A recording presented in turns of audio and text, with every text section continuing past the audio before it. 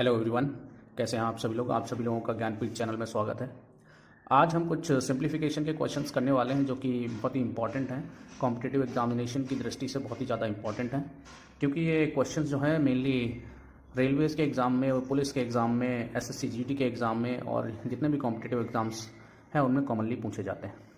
Simplification एक ऐसा topic है जिसमें कि बहुत ज़्यादा प्रॉब्लम्स भी होती हैं बिकॉज ऑफ कैलकुलेशन इसमें थोड़ी ज़्यादा रहती है। तो आज हम कुछ शॉर्ट ट्रिक्स सीखेंगे जिससे कि हम इन क्वेश्चंस को बहुत ही आसानी से और बहुत ही कम समय में सॉल्व कर सकें।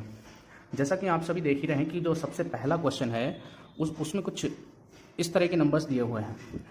हम इनको अगर डायरेक्ट मल्टीप्लाई और प्लस माइनस करते हैं तो उसमें काफ़ी टाइम लगता है, लेकिन अगर हम इनको पहचानें अच्छे से कि ये सीरीज़ क्या बन रही है तो हम इनको और भी अच्छे से कर सकते हैं। लाइक अगर हम देखें कि ये नंबर 0.41, 0.41, 0.41 प्लस ये रिपीट हो रहे हैं, ये भी नंबर 3 टाइम्स रिपीट हो रहा है, ये नंबर 3 टाइम्स रिपीट हो रहा है, तो कुछ इस तरह की सीरीज़ बना रहे हैं। ए क्यूब प्लस बी क्यूब की सीरीज़ बना रहे हैं अपॉन नीचे हम देखें तो ये ए स्क्वायर, ये भी बी स्क्वायर की फॉर्म बना रहे हैं। हम इनको लिख देते हैं ए स्क्वायर प्लस बी स्क्वायर की फॉर्म, और नीचे अगर हम देखें तो ये माइनस ए बी की फॉर्म बना रहे हैं।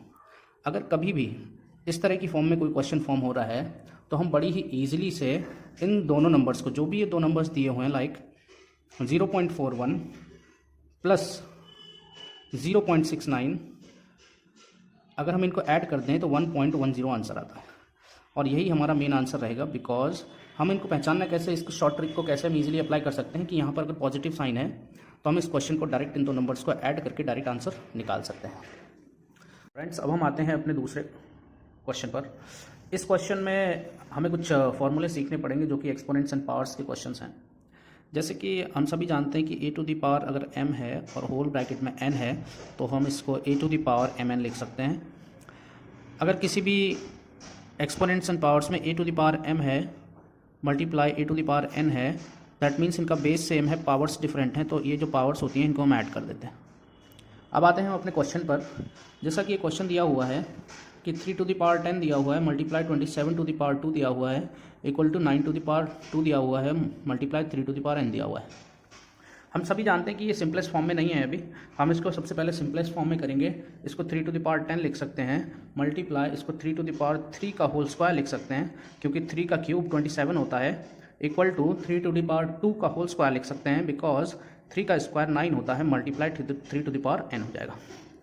अब हम यहाँ से कंपेयर करते हैं कि ये बेस सेम है तो पावर्स ऐड कर देंगे, तो इसके 3 इनके बेस सेम है तो हम इनकी पावर्स को क्या कर देते हैं, ऐड कर देते हैं। 3 to the power 10 plus 6 equal to 3 to the power 4, ये 2 टू जब 4 हो जाएगा बिकॉज हमने यहाँ पर किया m to the power n, इसको हम मल्टीप्लाई कर लेंगे तो 3 टू द पावर 4 हो गया, multiply 3 to the power n हो गया, तो 3 टू द पावर ये 16 हो गया, equal to 3 to the power 4 plus n हो जाता है। अब इन दो बेस सेम है तो इन दोनों की पावर्स को हम क्या कर सकते हैं, कंपेयर कर सकते हैं। तो 3 टू द पावर कंपेयर कर सकते हैं तो on comparing 16 equal to 4 plus n हो जाएगा, और n की वैल्यू यहाँ से ये 4 इस साइड चला जाएगा तो 16 माइनस 4 हो जाएगा, n की वैल्यू यहाँ से 12 आ जाएगी। इस तरह से हम इस क्वेश्चन को सॉल्व कर सकते हैं। फ्रेंड्स, अब हम आते हैं अपने तीसरे क्वेश्चन पे। ये तीसरा क्वेश्चन भी लगभग सेम बेसिस पर है। ये इनको भी हम सिंपलेस्ट फॉर्म में सबसे पहले पावर्स में बदल लेंगे, उसके बाद ऑन कंपेयरिंग इसका आंसर हम x की वैल्यू निकाल सकते हैं। जैसे कि यहाँ पर दिया हुआ 125, तो 125 को हम लिख सकते हैं 5 टू द पावर 3, लाइक 5 5 से 25, 25 5 से 125, तो 5 की पावर 3 लिख सकते हैं और इसको हम मल्टीप्लाई कर सकते हैं 2.3। सेम हम 625 को 5 टू द पावर 4 लिख सकते हैं और मल्टीप्लाई में 1/4 आ जाएगा, equal to 5 to the power x, ये गिवन है। अब इनकी पावर्स को सॉल्व करेंगे, 3 से 3 कैंसिल कर देंगे, 4 से 4 कैंसिल कर देंगे, यहाँ बचेगा 5 का square, multiply 5 to the power -1 बचेगा, equal to 5 to the power x बच जाएगा।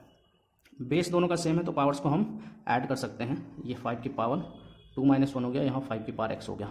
जैसा कि हमने पिछले क्वेश्चन में किया था कि 5 की पावर्स को हमने कंपेयर किया था, यहाँ से 5 की पावर 1 आ जाती है और यहाँ से 5 की पावर x गिवन है, तो हम ऑन कंपेयरिंग, दोनों को बेस सेम है, ऑन कंपेयरिंग हम ये कह सकते हैं कि x की वैल्यू 1 हो जाती है। तो इस तरह से हम अपने क्वेश्चंस के आंसर्स को बड़े ही इजीली और बहुत ही कम समय में इनको सॉल्व कर सकते हैं। अगर और ऐसे क्वेश्चंस को आपको देखना है कि शॉर्ट ट्रिक्स में और बहुत जल्दी कॉम्पिटिटिव एग्जाम्स में सॉल्व करना है तो हमारे चैनल को सब्सक्राइब करें, लाइक करें और वीडियोज़ को शेयर करें ज़्यादा से ज़्यादा, ताकि ज़्यादा से ज़्यादा बच्चों के पास ये सारी ट्रिक्स और वीडियोज़ पहुँच सकें। धन्यवाद।